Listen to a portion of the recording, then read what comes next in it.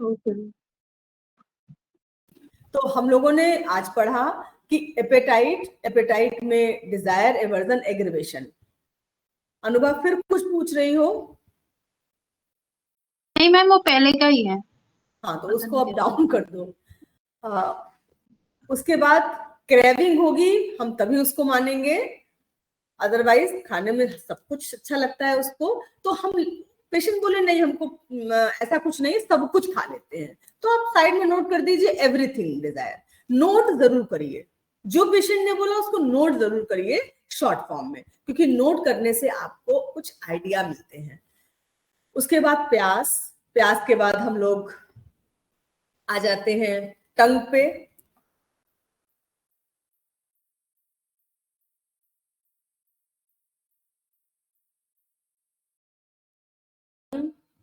टंग में normal clean है, कोई बात नहीं, आपने क्लीन टंग लिख दिया। कई बार टंग में आपको लगेंगे कि साइड्स में दांतों के निशान हैं। जब दांतों के निशान होते हैं तो हम उसको बोलते हैं इंडेंटेड टंग। इंडेंटेड टंग, जिसको मैं आपको दिखाती हूँ रिपर्टरी में।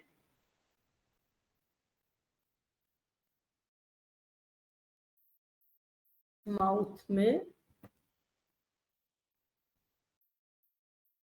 इंडेंटेड टंग बहुत मिलता है पेशेंट में। 69 मेडिसिन हैं, ठीक है।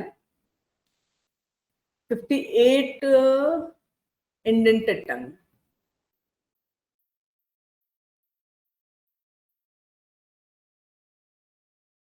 इवन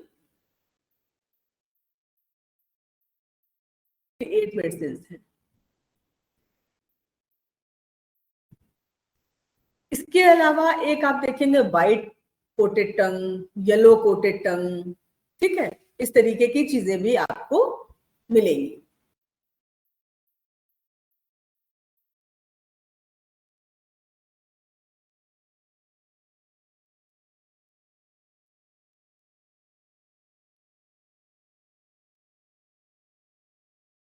डेंटेड टंग के साथ कई बार आपको मैप्ड टंग मिलेगी। मैप्ड, मैप्ड का मतलब कि कहीं पर चितकबरा सा, मतलब कहीं पर आपको लगेगा कि टंग का जो हमारा टेक्सचर होता है वो है, और कहीं कहीं पर आपको नक्शा जैसा दिखाई देगा, मतलब कोटिंग दिखाई देगी। एक क्लियर कोटिंग होती है, एक परत होती है, और एक होता है चितकबरी सी, तो आपको मैप्ड टंग बोलेंगे। ये कुछ पिक्यूलियर फीचर्स होते हैं। कई बार आपको ट्रम्बलिंग टंग में दिखाई देगी कि हिल रही है। ट्रम्बलिंग, ये सब आपको तब मिलेंगी जब आप मेट्रिया मेडिका को पढ़ेंगे, तो आपको लगेगा कि टंग ऐसा भी फीचर हो सकता है। तो जब आपके दिमाग में वो सब चीजें रहेंगी तो आपको दिखाई देंगी। टंग में आपको येलो कोट, व्हाइट कोट, ये सब तो ठीक है, अपनी जगह दिखता ही है। कई बार ड्राई टंग दिखती है।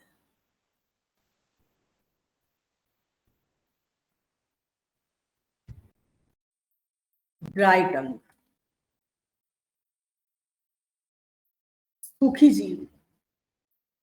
उसी में आपको ये जरूर पूछना पड़ेगा कि प्यास लगती है आपको, क्योंकि प्यास पहले ही पूछ चुके हैं, आपको प्यास पता है। फिर उसके बाद आपने टंग देखी कि नहीं इनको प्यास ज्यादा नहीं लगती, लेकिन मुंह सूख रहा है, उसकी ड्राई टंग दिखाई देगी। ऐसे बहुत सारे सिम्टम्स होंगे जो आपको लगेंगे। उसके बाद हम माउथ की बात करते हैं। माउथ, हाँ तपन बताओ। मैम आपने जो क्रैबिंग का बताया मैम, उसको डिजायर वाला लेंगे ना मैम? क्रैबिंग हाँ मतलब डिजायर, हाँ क्रेविंग, किसी चीज की इच्छा है तो वो डिजायर में ही आएगा, उसके बिना उसको नींद नहीं आती। जैसे चाय है, चाय पी लेते हैं तो मेरे सर का दर्द ठीक हो जाता है, तो एमुलरेशन में आएगा, लेकिन हम लोग नॉर्मली उसको क्रेविंग में ही लेते हैं, डिजायर में ही लेते हैं। क्रेविंग मैंने इसलिए लिखा शब्द कि जब तक वो क्रेविंग में नहीं आएगा तब तक हम उसको डिजायर में नहीं मानेंगे, ठीक है।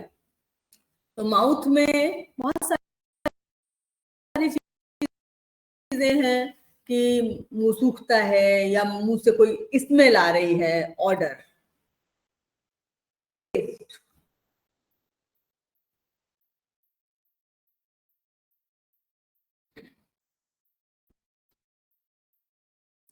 साबुन जैसा घुला हुआ है मुंह में, तो सोपी टेस्ट।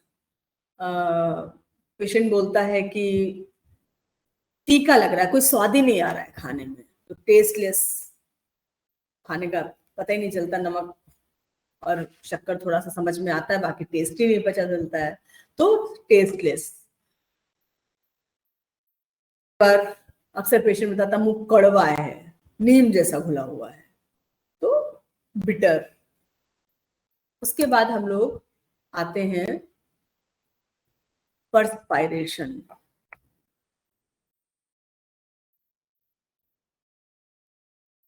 परस्पायरेशन, परस्पायरेशन, पसीना। पसीना का सबसे पहले आपको ध्यान रखना है लोकेशन, कहां पर आता है। ये लोकेशन बताएगा आपको कि कौन सी मेडिसिन की तरफ हम जा रहे हैं। अब जैसे बहुत पिक्यूलियर होता है, पसीना को समझना बहुत पिक्यूलियर है।